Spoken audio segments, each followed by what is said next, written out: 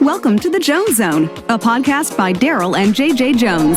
Hello, everybody. Welcome to another edition of the Jones Zone, where we talk only religion and politics. I'm just kidding. Anything real estate. Anything only real estate, matter of fact, even though we are going to talk about some bills. In fact, today's episode is going to be about property management. Janine, I've known Janine for quite some time. She does the property management. She's been a property manager. How long have you been a property 30 manager? plus years. Over 30 years you've been a property manager. For our office, and which means she does a lot. So it's funny. I have a list of questions for her to talk about, and then she was talking about this. We got to talk about the Tenant Protection Act, because that's kind of the hot news right now. And I said, well, where can we fit it in?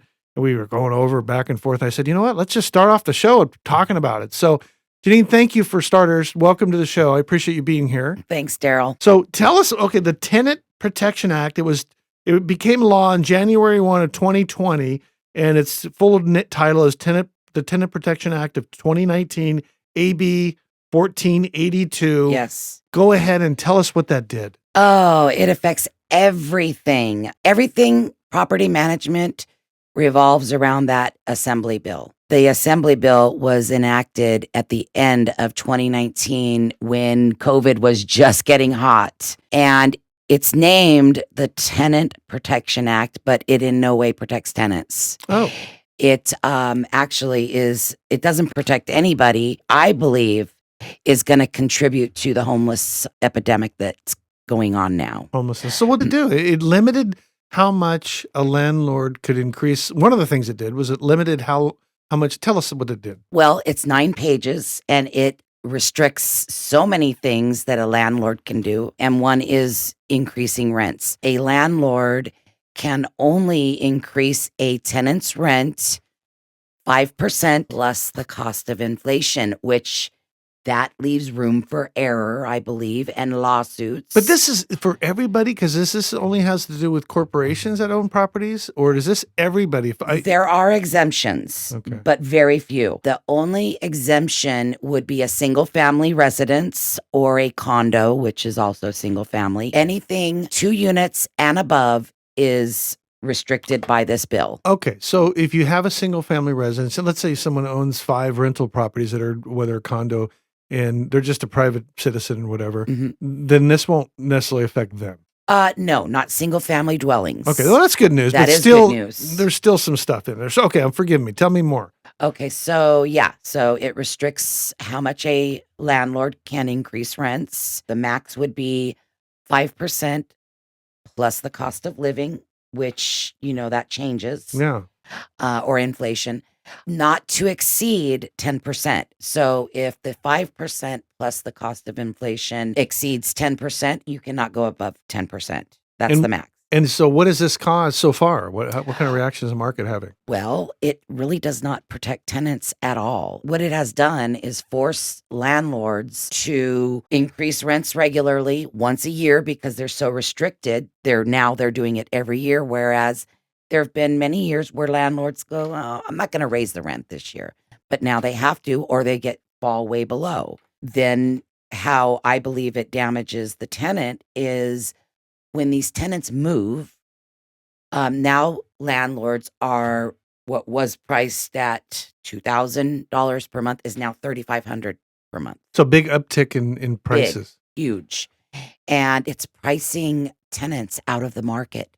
And I believe is going to really contribute badly to the homeless epidemic. Wow. It's funny. Out of all shows, I've never said the show about religion and politics. It's just the opposite. I don't want to talk religion and politics, but it is politics. Yeah, but unfortunately, it's just, so it's not necessarily pro or con necessarily. No, you're just saying, hey, this is what it is. This is what it did. So, and there's many more things that it restricts a landlord.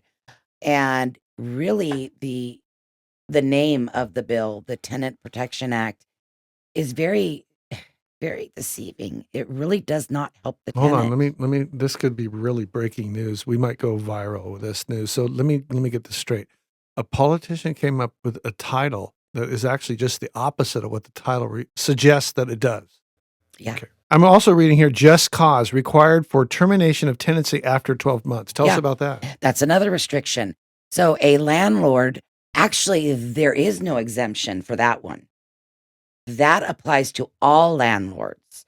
And a landlord now, whereas before didn't have to have a reason to serve a tenant a termination of tenancy. Walk us through that. So, for example, 10 years ago, Right. if you owned a house and Actually, 2 years ago well, okay, 2 years or ago, 3 years ago. you wanted to get rid of somebody, you give them 30 days notice and That's say, hey, right. you know what, I'm going to need my house back for whatever reason. You don't have to give a reason. That's It's your right. house. You bought the house. Exactly. You're making the mortgage payment. Right. And then you get it back. Now, what is required? Now you have to have just cause.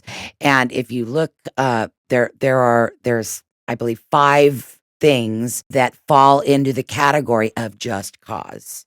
And it pretty much makes it impossible to get rid of a tenant. You know, they could be a tenant that's for whatever reason. It could be, any reason that you need to get rid of a tenant. These are one of the 5 reasons, or you're talking about, these are now reasons that you can no longer get rid of a tenant. Nope. So Only their reasons, their just cause reasons that our politicians think are acceptable. What are the reasons that now that the law has changed just cause for getting terminating a lease that you have with a tenant? What are some of the reasons that we used to be able to do before this bill passed for your own property if you wanted your property back? That have now you can't do. Name maybe a couple examples. You didn't need a reason. Now, you couldn't violate the law and do it for discriminatory reasons or, those types of things. But now, you could have a very difficult tenant that's making it very hard for other tenants and possibly causing you to lose other tenants due to their behaviors. To terminate a tenancy, it must fall into those specific reasons that they give, which I couldn't rattle them off. So this limits the reasons why a owner or landlord can terminate a tenancy. Tell us, what are there 5 reasons that are called? It's called at fault and no fault, correct? That's right. At fault means it's not no one's fault. Tenant, or it's the tenant's fault. No one's fault. Okay, no one's fault. Okay, go ahead and explain that. Okay, so the no fault just cause reasons for needing to get rid of a tenant would be, number 1, owner intends to occupy the unit, so they can ask a tenant to leave if they plan to move in. The new rule says, okay, you can terminate a tenancy if you're going to move back into your house. Yes. Got it. The next reason would be withdrawal of the unit or the property from the rental market. So you're no longer going to rent out that property. It just sits vacant. Or you have a Or you family sell it, member or- move in, yeah. or you sell it. Mhm. Okay. Owner is complying with a government order, court order, or local ordinance that requires the unit to be vacant. Okay. Okay. So we'll give us an example of that. I don't know if it's uninhabitable. It's an insurance claim. The person upstairs had a water leak and it just damaged the unit. That would be, it would Something be else. dependent on how much work needs to be done to get it livable again. I would say that is more along the lines of some governmental agency, it could be fire authority, it could be code enforcement, a judge it says the unit has to be vacant for Whatever. a number of reasons, Got any it. reason. Okay. What's the next one? The other one would be owner intends to demolish or substantially remodel the unit. Now that doesn't just mean replace the floor, do some painting. We're talking substantial demolition or remodeling. Like, it can't just be minor things. Right. Got it. Those would be categorized as a no fault just cause. To terminate a tenancy tenancy. agreement. Yes. Now, with the no fault just cause, there are some consequences to the landlord. Number 1, relocation assistance is required for terminations based on no fault reasons. And this is one of the things that the new bill changed. Yep. So delve into that deeper. So what does it? So it says, the bill, relocation assistance is equal to 1 month's rent paid within 15 days of service of the no fault notice to terminate the tenancy. So you have to pay the tenant to Before leave. they leave. So what happens if they don't leave? And now you've given them a whole month's worth you of know what? money. That gives a whole new concept. Now you got to evict them. The old cash for keys. So you can't even do that Nope. because you have Nope. to give it to them before they leave. That's right. That becomes possibly A problematic. lawsuit, a mess. Yeah. Yeah. And try to explain the reason for that. There is no logical explanation. All of this is not logical. Another is owner has the option of waiving in writing last month's rent instead of making relocation payment. Now, again, now you're putting money up front. So, Yeah. okay, they don't have to pay rent for a month. Well, now at the end of the month, they haven't paid and they're not leaving. Now you've got to start the eviction. And correct me if I'm wrong, but the owner of this house still has to make their mortgage payment. That's right. Okay. just wanted And to say. now a month has gone by. You've collected no rent for that month due to this law. And now the tenant's not leaving. And now you've got to evict them. That could take anywhere from 60 days up to, I mean, even 6 months. There are some loopholes that tenants can find and squat in your property and pay nothing for that period of time. You know, I had an incident happen that I think pertains here. I had a client who had an elderly father, and his elderly father, you know, he's on meds and he wants to see, and all the kids were out of state, out of the area. And so they let this person, they gave her a really good deal on rent. She was a nurse or somewhat a caretaker, but didn't do the caretaker. It was more just eyes and ears. And this was a few years ago before cameras and stuff on their dad. And so they just said, yeah, move in, you'll pay reduced rent and just keep an eye on him, make sure he's okay and everything. And well, lo and behold, a few years go by and he passes away and they never had anything signed with her. And so, you know, they let her stay there for a month after his passing. And then they said, okay, you know, we're going to need to sell the house, et cetera. Mhm. She wouldn't leave. Yeah. She wouldn't leave. Squatter. And what I found out, which was amazing, because I thought to myself, oh, well, she doesn't have anything in writing. It should be easy to get her out. It's just the opposite. It's if you don't have anything in writing, it's harder to get someone out. Is that fair to say? It could be considered a verbal agreement, and then it's the Wild West. A verbal agreement is, you know, I think it took them 6 months or so to finally get her out. yeah. And in the meantime, you and then what about damage that they could be doing to your property? You can't even get into your property to see what's going on inside. Well, let's go back to this bill. Is there anything Okay. else? So, lastly, if local law requires more than 1 month's rent, then that local law applies. And is there an example of that? I preferably try to stay out of Los Angeles County. I've turned down so many properties to manage, and we're not that far from Los Angeles County. I On mean, the border. La Mirada, I think, is Yeah. Oh, no, it's considered right there. Whittier's, LA, LA yeah. County, Diamond Bar. But I won't because their laws are so bad. Tenant, pro tenant, and anti landlord. So the laws there, I mean, I can't follow every single change in every single county, but Los Angeles would probably be one of the worst here. It's huge, right? A huge And book of San rules. Francisco. Well, it's funny. I had the tax person tell me, he said, and hopefully I have these numbers right. They said, you know how many pages there are? And I think she said, is it 20,000, 2,000 or 20,000? It was some obnoxious in the tax code. She goes, what's that mean? I said, I don't know. What does it mean? She goes, it means nobody knows what's in it. You can almost spin it different ways for different situations. Exactly. Well, you know, that leads me and causes me to think, you know, these new laws are written that way, where, you know, what is that saying? You know, there's a lot of ambiguity. Ambiguity. There's a lot of vague verbiage in these bills. And is it done intentionally or unintentionally? Who really knows? I have my own thoughts. Yeah. But I always say a judge, because everything we do should be done as if we're doing it in front of a judge or going to have to explain it to a judge in property management. Everything, every word, everything in writing should always be done with that in mind. If hopefully you don't get there, but if you do get to court over a reason, a judge is like an appraiser, Darryl. It's one man's opinion of something. And a judge, it's his opinion on the way a law is written. So every judge, it's going to be a little bit different.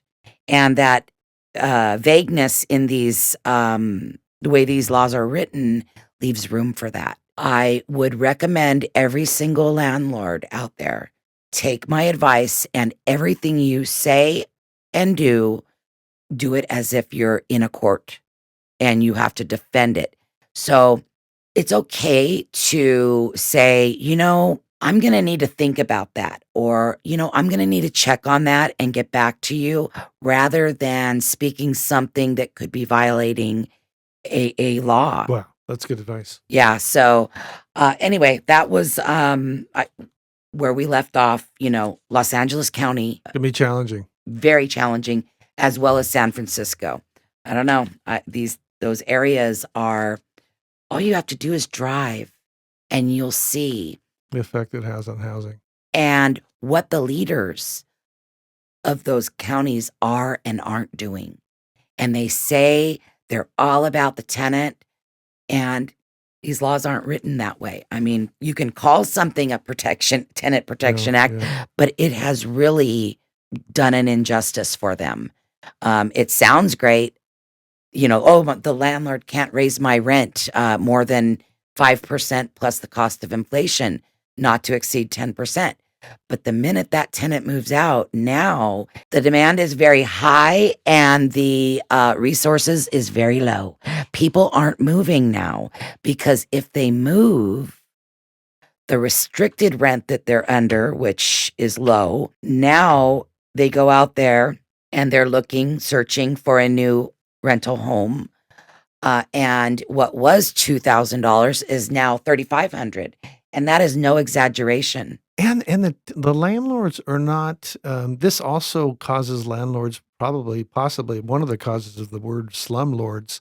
They don't put money into it, right? So, for example, where let's say a landlord, or maybe I'm off on this, but maybe a landlord normally takes a great deal of pride, and they're going to make sure it's painted and up nice, and that something's broken. Is there any truth to that? I don't know. I can't answer that because I don't operate that way. Okay. Every vacancy is refreshed. It's going to have fresh paint. It's going to have, either new flooring or clean flooring.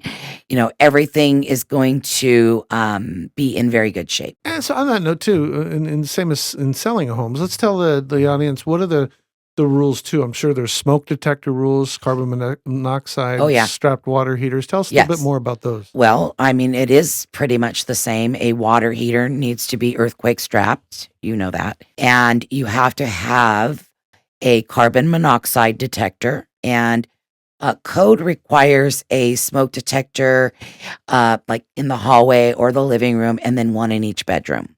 They don't really enforce in each bedroom if there had not been one there before. If there has always been a smoke detector in the bedroom, it has to be there.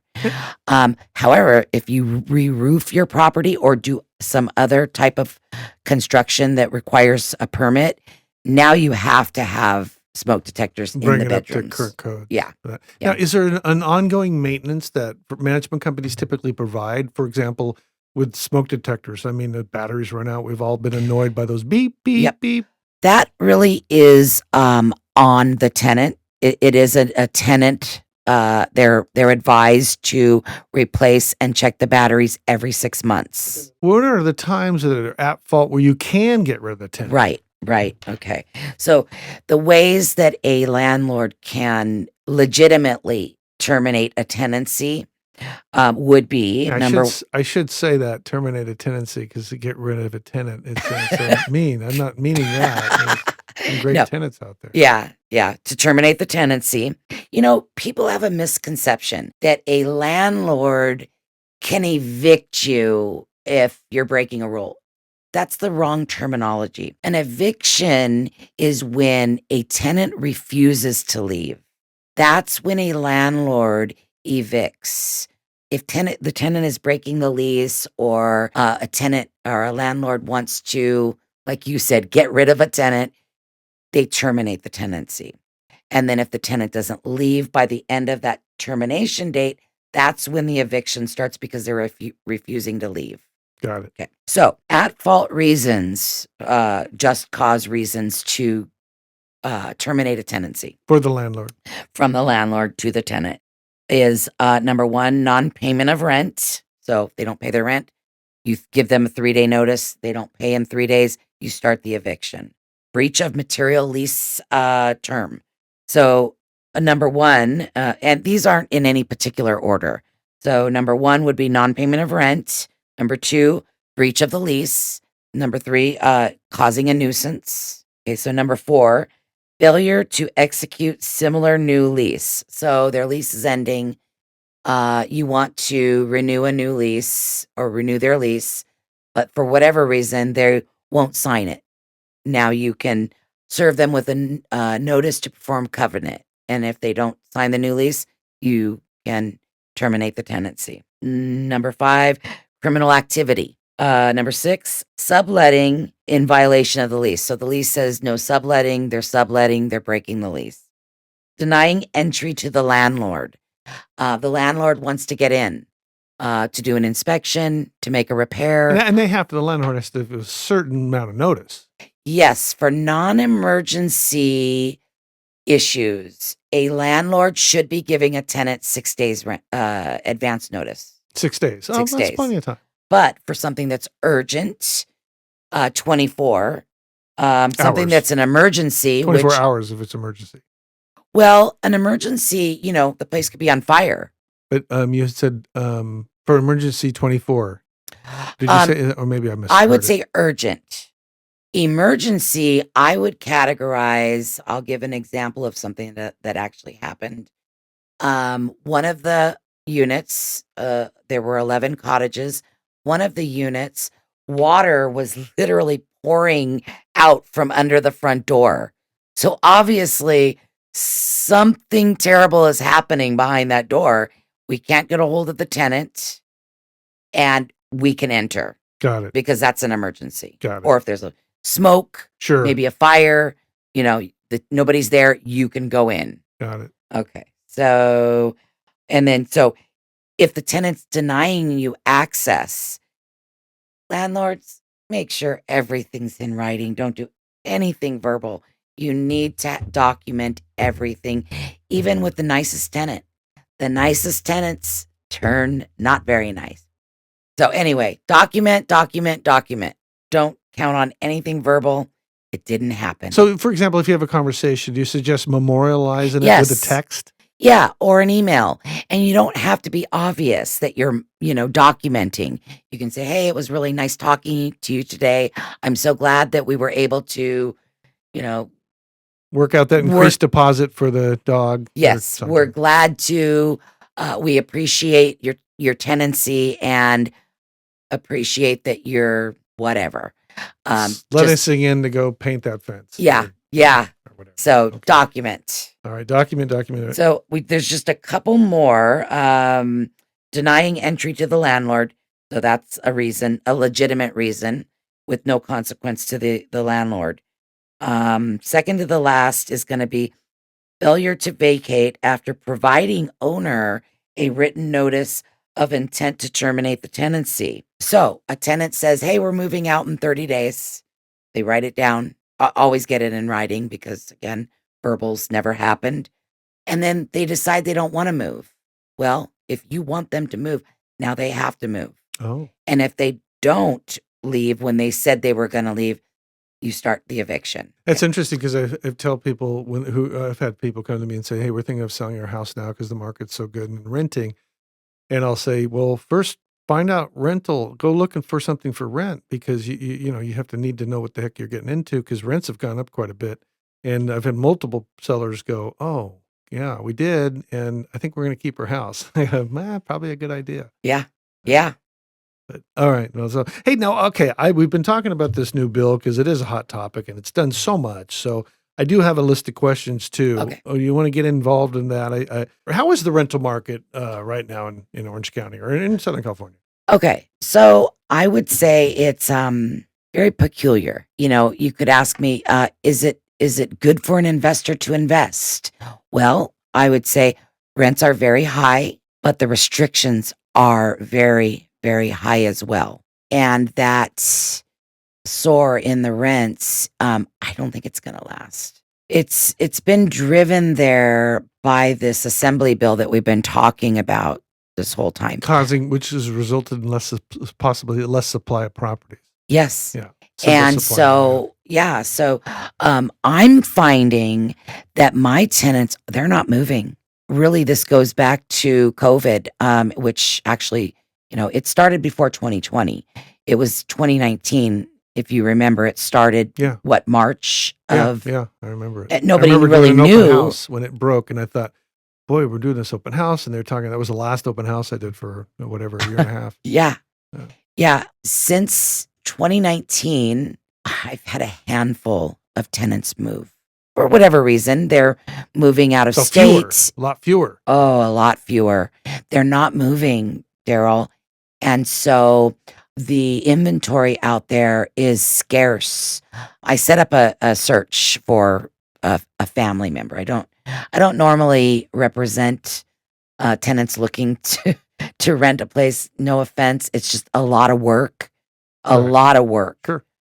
Very hard. But anyway, I set up this search and I left it in place because I'm seeing the search is for 2+ bedrooms. And I'm not seeing anything less than $3,200 a month come through. And I'm not even getting them daily. So very few units out there for rent. And the ones that are, the landlords can get top dollar. Yeah, it's a Top simple dollar. supply and demand. It's just So how are people going to afford that, Darryl? we're about to find out, I guess. Well, and then again, it leads to the homeless population. I believe, I think we're going to see a huge uptick in homelessness. Oh, boy. Everybody thinks, oh, everybody that's homeless it's because they're on drugs. That's not true. It's not true. There's families that are out there with small children, and they are, living in cars, living in tents, and this assembly bill, I don't see how it helps anybody, not even the tenant. Any trends that you're seeing in the rental prices across these counties at all? Just other than it's just that the prices are going up. Soaring. Vacancy rates, then here's Are low, yeah, it is very not low. much available. No. Now, tell us about COVID-19. How has the COVID-19 pandemic affected rental properties and tenant behavior in these counties? Now, you've kind of touched about it, but anything else on that that whole pandemic and what it caused? Well, I know I keep harping on this. This assembly bill went hand in hand with COVID because that's when it went through, is during COVID. It was almost like the perfect time to slide this through. One other thing that through COVID, through the assembly bill, it used to be if your property went vacant, or even not vacant for that matter, if somebody trespassed on your vacant or not vacant property, you could call the police and have them removed. And then the police would say, do not come back here or you will be arrested for trespassing. But now, and I don't usually like to talk too much about, the loopholes, but this is something that all landlords need to really be aware of, that if your rental property goes vacant, generally there's a period of time when in between tenants, if somebody enters illegally, well, I shouldn't say illegally. Squatters. Yeah. If someone gets into your property, they can squat there and you can't get them out. You literally have to evict them as if they were a legitimate tenant. So it's really scary because when a tenant gives notice now, it's like, oh gosh, that unit's going to be vacant for at least 2 weeks, Mm-hmm. while we're getting it ready and in between. And if somebody squats there, now I've got someone squatting in my vacant property. I can't even rent it because they're there. All they have to do is, it does depend on which county this happens in. Orange County is pretty good about lawfulness. And even though the law is not real strict, they know what's going on. And they can assist you in getting a trespasser out. But it really depends on who comes out to the call. And if that squatter produces a fake rental agreement, there's nothing they can do. It's a civil matter. Wow. Yeah. They just changed. So one knows what they're doing. They know what to do. Yeah. Are there any precautions? Let's say I knew I was going to have a apartment vacant for 2 weeks. I mean, I deadbolt the door, board up the windows. I Oh mean, my gosh. Well, and it sounds like I'm trying to be funny, and I kind of was, but I don't know. It's not funny. Yeah. Well, one thing I Put always a dog there, well, a snake. there are these new businesses now that will be your tenant when it's vacant. Yeah, you can hire them to be the tenant during that. And you hire them, though. Yeah, you have to hire them. Wow. Yeah, to be your short-term tenant in between tenants. I would recommend, whereas, a for rent sign and flyers out front, it's a free way of marketing, but it's not a very good idea. So it's kind of one of those cases where I listed a house once, and right when I was leaving the house, the owner says, "Okay, could you just not tell anybody?" And I go, "Not tell anybody? What? And how can I get it sold if I don't tell anybody?" So, you're saying, okay, maybe don't make it really obvious. In this day and age, with so much doing on the internet, it's not quite as necessary to have a sign and flyers, Right? Though it absolutely helps, and you are going to have to take a hit because of this. Well, potentially. That's right. And the sign out front really helps. The neighborhood may know somebody. Right. And they can say, hey, there's a rental in my neighborhood. And they're already familiar with the neighborhood. But now you really take your chances. I mean, putting a sign out front is advertising the place is vacant. So you just have to really watch your step. Wow. And you're always going to be at risk because of the way the law protects the criminal. All right, let's see. So what is the current status of eviction moratoriums in California? How are they impacting property management? That's not there anymore. Okay. That where you couldn't evict a tenant even if they didn't pay during COVID for a year and a half, right? Maybe longer. Which I did have 2 people that didn't pay, and one of them it was quite annoying. She walked around talking about the jet life. And she was buying new TVs. She bought a new car. She didn't pay her rent for over a year. And basically, I mean, there were some other units there. So it wasn't as though the owner was not receiving income. They were. But, if you have a single family residence and a tenant's not paying rent, you still have to pay your mortgage. Oh, yeah. I mean, this all goes. So that's all gone, though. Yeah. If someone doesn't pay their rent, you can evict them. Right. And those other reasons that we went over. Talk about that's important stuff. So what are the biggest challenges we're seeing right now with landlords facing in these counties? I guess you pretty much talked about it, all the new rules. Just read AB 1482, and that will show you what their challenges are. And there you go. You go from there. It's 9 pages. All right. Property maintenance. How do you handle maintenance requests to ensure properties are well maintained? First, there's, I'm sure, a minimal order of not decor, but a little minimum order of standards. Talk about that. Yeah. Well, I mean, generally the tenant will report, my dishwasher's not working, any number of things. And, every repair that's needed, should be done in a timely manner. So if it's not an emergency, obviously it doesn't need to be done right now, but I believe everything should be done in a timely manner. I am so fortunate. I have wonderful tenants. I hope they're watching because honestly, I couldn't mention one right now that the one that I mentioned about the jet life, she's not with us anymore. But your landlords, your relationship with your tenant is everything. It's so important to treat them with respect because they're going to treat you that way too. And then when they ask for anything, the legitimate general maintenance is toilet's not working anymore. Okay, get someone over there quickly. Right. No hot water. Get someone there quickly. Leak, of course. And it's funny. I've had the scenarios where tenants were trying to not bug their landlord and didn't tell them about a little leak. They're thinking they're avoiding a problem with the landlord, and landlords, they want to know about these. That's leaks. right. I mean, these leaks they don't get better; they get worse. No, and they, whole nother subject, insurance, but insurance will not cover things that aren't sudden damage. So if you have a leak and now you've got mold, Well, that's not something that happens suddenly, and insurance doesn't cover that. It can be obvious because, for example, if it's a leak behind the wall and there was mold, nobody knew about it. Not necessarily, Darryl. Really? So, Yeah, be because careful. it didn't happen suddenly. Oh. If there's mold, I mean, yes, mold does begin to grow. Like I think it's